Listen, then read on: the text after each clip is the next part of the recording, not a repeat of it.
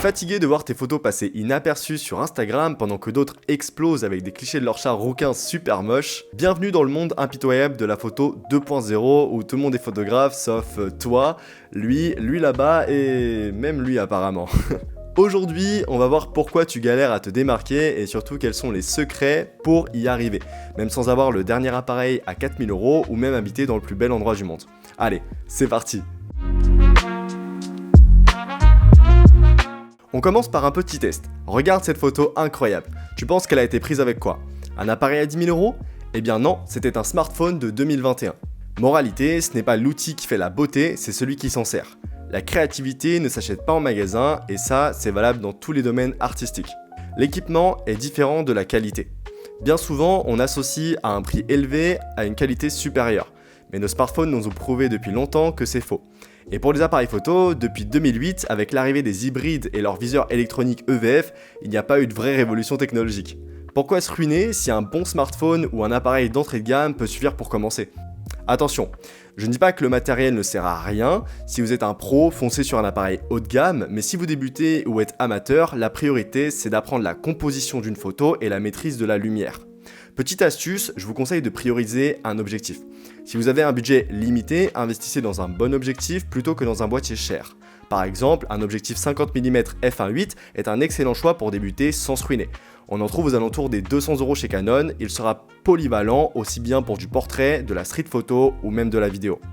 Bon, concrètement, que faut-il faire? Première chose, apprenez les bases de la composition et de la lumière comme je vous le disais juste avant. Explorez des ressources gratuites en ligne, que ce soit des chaînes YouTube, des articles ou même des cours en ligne abordables. Et deuxièmement, évitez de vous ruiner. Un bon appareil entrée de gamme et un objectif polyvalent suffisent pour apprendre.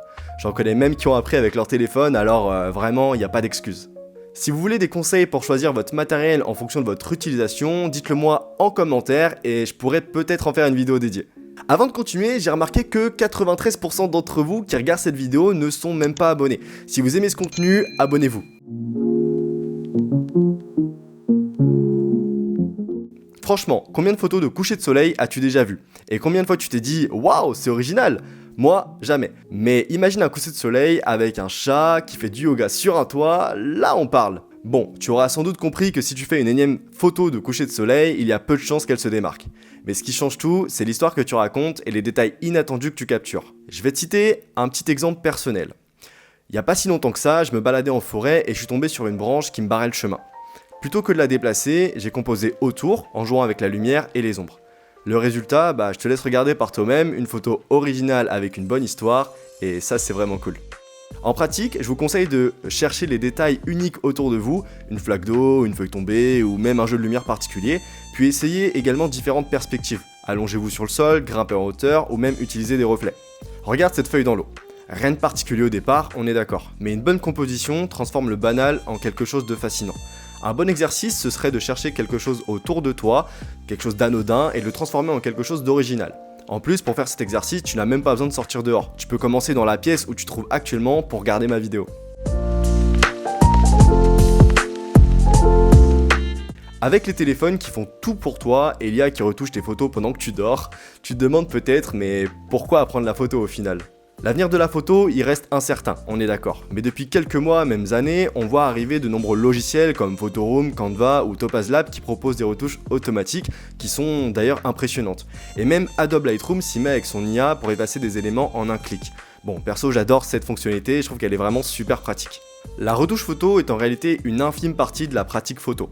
Certes, elle peut prendre plusieurs dizaines de minutes, mais une photo mauvaise, même retouchée, dans le fond, on sait qu'elle restera mauvaise.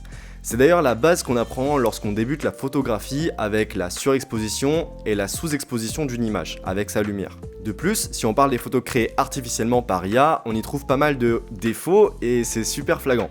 Peut-être qu'un jour l'IA surpassera l'être humain en photo, mais ce jour n'est pas encore arrivé. Je vous laisse regarder ces photos, perso, je les trouve vraiment horribles. Et ces outils, aussi pratiques qu'ils soient, ne remplaceront jamais ton regard unique. Ce qui te rend spécial, c'est ta manière d'interpréter le monde et de raconter une histoire à travers tes photos, comme je vous l'ai montré avec des exemples précédemment. Donc comment faire de l'IA un allié dispensable? Tout d'abord, il faut utiliser ces outils comme un complément, pas comme un tout. Et il faut continuer à explorer, expérimenter et même apprendre de nouvelles techniques pour ne pas se laisser dépasser. Comme j'ai dit juste avant, il y a des fonctionnalités qui sont tout juste géniales. Après, tout dépend de votre degré de tolérance à l'IA.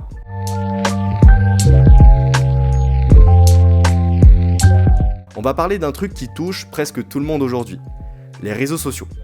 Ces plateformes qui donnent l'impression que tout le monde est génial, que tout le monde fait des photos parfaites et que toi, t'es juste moyen. Évidemment, je te rassure, c'est complètement faux. Les réseaux sociaux, c'est juste un grand filtre. Les gens ne montrent que le meilleur. Ce que tu ne vois pas, c'est que cette personne qui a posté une photo qui te paraît incroyable a peut-être pris 200 clichés avant d'en trouver un qui soit potable, ou alors même elle a passé 3 heures à retoucher sa photo. Et toi, tu te mets la pression, tu te compares, résultat, ta créativité, elle en prend un coup. Franchement, c'est quoi l'intérêt de la photo ? Être fier de son travail ou impressionner des inconnus ? La vérité, c'est que ton rythme est le bon. La première chose à faire, c'est arrêter de te comparer. Chaque photographe a sa propre histoire, son propre style et ses propres étapes. Tu débutes ? Super, profite du chemin. Moi personnellement, c'est la partie que j'ai plus préférée. Et il ne faut pas non plus viser la perfection, surtout quand on débute. La photo parfaite n'existe pas, ce qui compte, c'est ce que toi tu ressens quand tu captures un moment. Ce que je te conseille, c'est de te déconnecter de temps en temps, va dehors, prends des photos sans penser à combien de likes elles auront, redécouvre simplement le plaisir de photographier juste pour toi. L'art, c'est pas une compétition, c'est une aventure personnelle. Et tu sais quoi, chaque étape de cette aventure est importante. Alors prends ton temps, fais des erreurs, expérimente, c'est comme ça qu'on progresse. Rappelle-toi, la photo, c'est pas pour faire plaisir à un algorithme, c'est vraiment pour se faire plaisir à soi-même. Pour te démarquer, oublie l'idée que tu as besoin du dernier gadget, cherche l'originalité dans les détails et laisse libre cours à ta créativité. Si cette vidéo t'a inspiré, laisse un pouce bleu, abonne-toi et partage en commentaire la photo la plus originale que tu as prise récemment. Je lirai tout, c'est promis. Allez, sur ce, je vous dis à la prochaine, bonne photo et salut!